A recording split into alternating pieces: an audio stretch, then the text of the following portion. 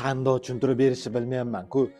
3 xonali yevro remont kvartira srochno sotyapman. Men remontlarni ko'ryapsizlar, полностью yevropiska обойларdan foydalanishgan. Endi eshiklar har bir detalda sifatli mebel texnika jihozlardan foydalanilgan.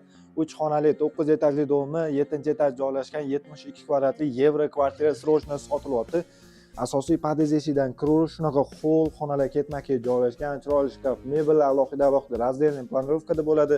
Hojatxonani ko'rishimiz mumkin. Ayollarimiz uchun kuxnya joylashgan bo'ladi.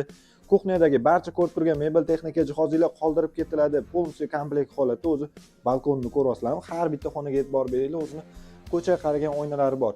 Bu navbatdagi katta zal, mehmonxona joylashgan bo'ladi. Remontlarni svejiligini ko'ryapsizlarmi? Zal va spalniy mebel jihozlari olib chiqib ketilyapti. Bu alohida vannaxonani ko'radigan bo'lsak, akkuratniy holatda katta razmerda ishlangan bo'ladi. Bolalar yotoqxonasi va kattalar uchun spalniy xonasini ko'rishimiz mumkin.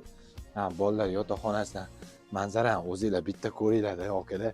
Hastimon masjid, buyog'inglar masjid, buyog'inglar masjid, buyog'inglar masjid joylashgan bo'ldi.